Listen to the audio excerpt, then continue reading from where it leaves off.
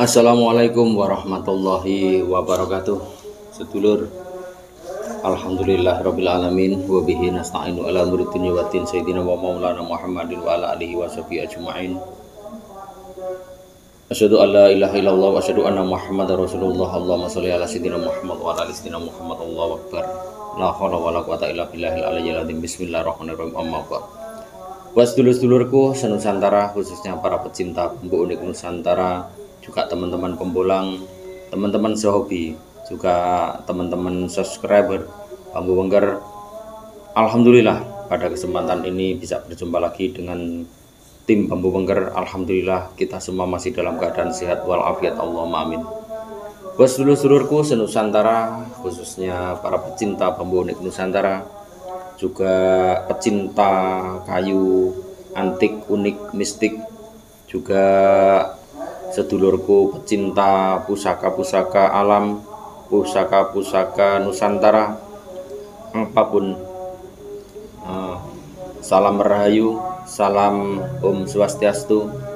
Semoga kita semua juga masih dalam keadaan sehat walafiat, Allahumma amin. Buat sedulurku, kali ini saya akan mengedukasi, yaitu review, yaitu memperkenalkan sebagian koleksi, yaitu tentang pusaka alam. Dan tentulah pusaka alam ini ya tidak mudah untuk didapatkan. Kalau sekedar bentuk kayu ya mungkin ya mudah didapatkan, tapi kali ini kayu-kayu yang akan saya edukasikan ini supaya bisa menjadi suatu motivasi buat sedulur-sedulur, karena di dalam dunia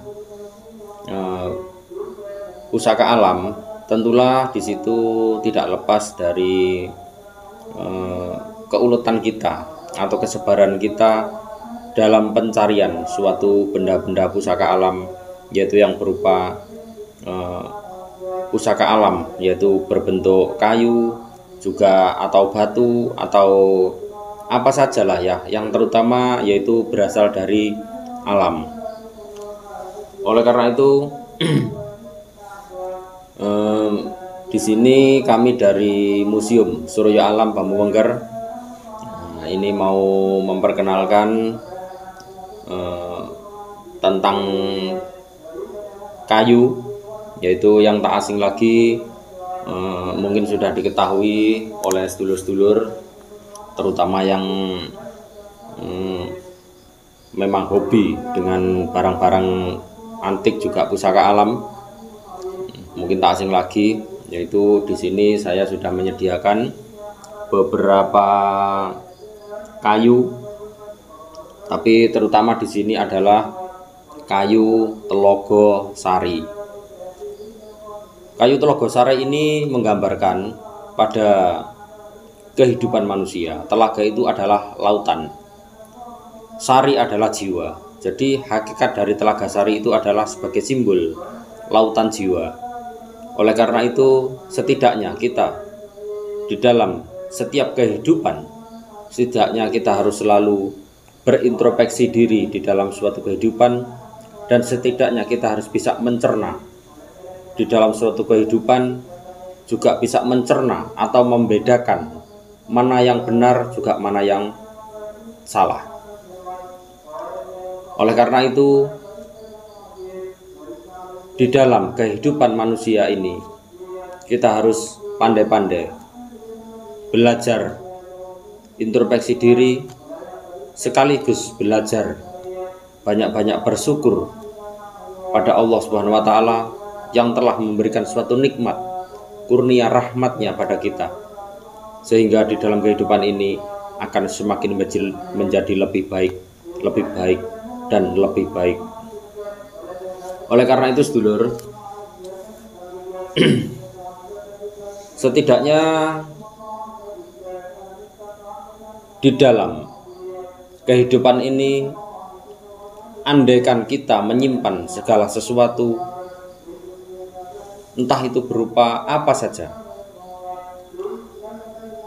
yang setidaknya kita meyakini, dalam arti yakin itu bahwa semua itu adalah kebesaran Allah, ciptaan Allah.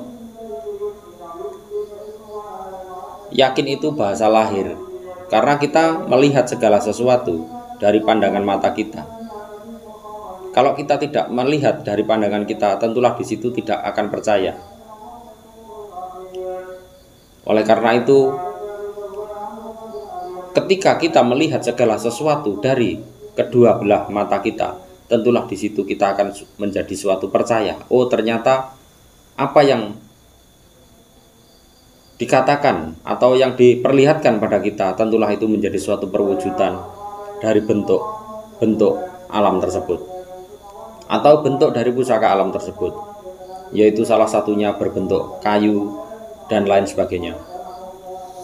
Oleh karena itu sedulur, langsung saja akan saya perkenalkan. Di sini kami mengedukasi, yaitu yang pertama ini saya kemarin ketika waktu saya bolang sedulur. Ketika waktu saya membolang bersama tim Bambu Wengger, ini waktu itu pas hari Selasa Kliwon kalau nggak salah untuk yang ini. Ya, Selasa Kliwon ya. Selasa Kliwon. Nah, Selasa Kliwon ini kalau hitungan Jawa itu sudah terkenal dengan Anggoro Kasih loh. Ya. Nah, saya menemukan batok kelapa ini itu ya cuma satu ini, karena pohonnya kelapa itu sudah mati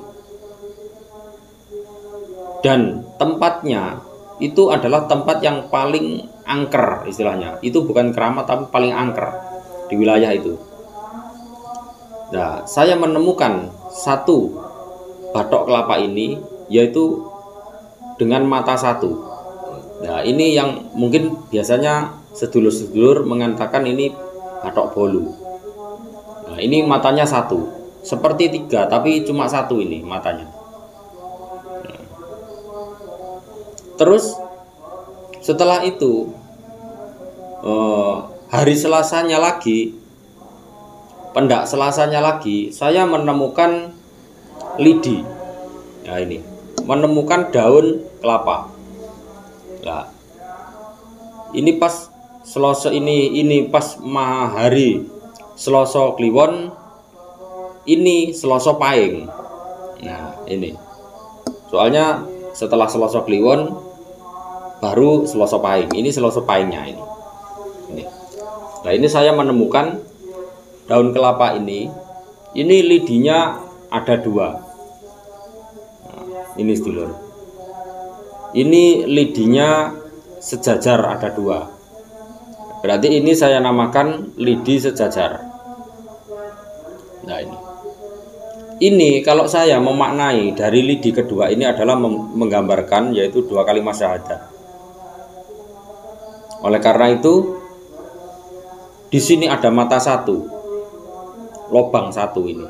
Ini batok bolu, lobang satu, dan yang ini adalah lidi sejajar. Oleh karena itu saya akan memasangkan. Berarti saya sudah menemukan satu pasang, yaitu yang pertama itu batok kelapanya, terus keduanya daun kelapanya, lidi dua. Lah, ini Pak insya Allah menjadi suatu pasangan. Nah, ini yang pertama. Terus apa fadilah atau kegunaan dari benda tersebut? Kalau untuk menyikapi mengenai tentang kegunaan atau fadilah dari benda tersebut sedulur, tentulah di situ sesuai dengan keyakinan masing-masing atau sesuai dengan keinginan masing-masing. Andaikan sedulur-sedulur memiliki, dan tentulah di situ tidak sama kita memfungsikannya. Tapi saya, di samping saya mensyukuri apa yang telah diberikan Allah pada saya, setidaknya saya harus bisa menggunakan kedua benda tersebut. Untuk apa? Jujur sedulur, kalau ini saya menggunakan benda tersebut, sepasang ini, yaitu satu, saya minta ridho Allah, ini sebagai sarana. Satu, ini untuk pengobatan. Yang pertama. Yang kedua, yaitu untuk makdal. Artinya makdal yaitu untuk melihat segala sesuatu yang tidak terlihat secara kasat mata, itu nanti minta sama Allah dengan diiringi tanda dengan kedua benda tersebut. Fa insya Allah benda tersebut atas izin Allah akan memberikan satu tanda ketika waktu akan saya gunakan. Salah satu contoh, misalkan ketika kita punya saudara, terus saudara kita itu meninggalkan rumah tanpa pamit, istilahnya minggat, nah kita gitu aja. Nah, ini Pak insya Allah bisa digunakan untuk melihat di mana keberadaan, atau andaikan apakah pulang atau tidak. Fa insya Allah itu nanti saya minta sama Allah, atas izin Allah benda ini akan memberikan satu tanda bahwa misalkan yang pergi itu pulang atau tidak, misalkan hidup atau mati, fa insya Allah atas izin Allah akan terjawab. Ini yang kedua. Kalau untuk pengobatan, tentulah di sini akan saya isi air. Ini diisi air dulu. Setelah diisi air, barulah airnya itu kita kasih doa-doa sesuai dengan hajat untuk kesembuhan. Termasuk untuk obat apa saja. Termasuk untuk urusan sakit, entah itu sakit hati atau sakit, entah pokoknya intinya sakit, orang sakit gitu aja. Nah, setelah kita kasih doa-doa, airnya nanti mungkin akan saya minumkan pada orang yang sakit tersebut. Saya minta sama Allah, semoga atas izin Allah, orang yang sakit itu atas izin Allah disembuhkan sama Allah. Ini yang kedua. Mungkin cuma itu sedulur. Soalnya saya kalau makdal itu biasanya lewat kendi, tapi saya menemukan bathok bolu ini. Mungkin ini sudah menjadi suatu bagian pasangan. Oleh karena itu saya akan memanfaatkan apa yang telah diberikan Allah pada saya, sehingga kedua pusaka tersebut ini bisa bermanfaat. Di samping untuk diri saya juga untuk menolong sesama yang membutuhkan. Pak insya Allah gitu lur. Ini sepasang bathok bolu, ini lidi sejajar. Yang jelas ini menggambarkan dua kalimat syahadat, dan ini adalah sebagai sarana wadah. Ini kiranya sampai di sini dulur perjumpaan kali ini. Semoga dalam edukasi ini bisa memberikan suatu wawasan atau pemahaman atau pengetahuan buat sedulur-sedulur. Barangkali sedulur-sedulur sudah memiliki bathok bolu tersebut, entah itu lubang 1 atau lubang 2 atau lubang 3 atau lubang 4, terserah. Itu bisa digunakan sebagaimana mestinya. Yang penting semua itu niat atas karena Allah Subhanahu wa Ta'ala, dan yang jelas bisa untuk dijadikan sebagai sarana, yaitu untuk pengobatan, untuk menolong sesama, yaitu dengan syarat tuangkan air putih di dalam bathok bolu ini. Setelah itu kita beri doa, kita mintakan sama Allah, semoga atas izin Allah air yang ada di dalam bathok bolu tersebut apabila diminumkan pada saudara yang sakit, atas izin Allah diberikan suatu kesembuhan dan semua itu kita kembalikan pada Allah, bahwa tidak ada daya kekuatan apa-apa pada setiap hamba kecuali semua itu atas izin Allah Subhanahu wa taala. Doa kita yang menjadikan suatu energi, yang menjadikan suatu power dalam kehidupan ini untuk bisa bermanfaat bagi diri kita, juga bermanfaat bagi orang lain. Dengan tetap diiringi hakul yakin pada Allah Subhanahu wa taala, tentulah di situ akan menjadikan suatu manfaat berkah, dan semua itu atas ridho Allah Subhanahu wa taala. Oke sedulur, kiranya sampai di sini dulu perjumpaan kali ini. Semoga apa yang menjadi bagian dari edukasi ini bisa menjadi suatu pemahaman buat sedulur-sedulur. Apabila ada salah kata dalam tutur saya mohon maaf yang sebesar-besarnya. Oke sedulur, wa akhiran wassalamualaikum warahmatullahi wabarakatuh.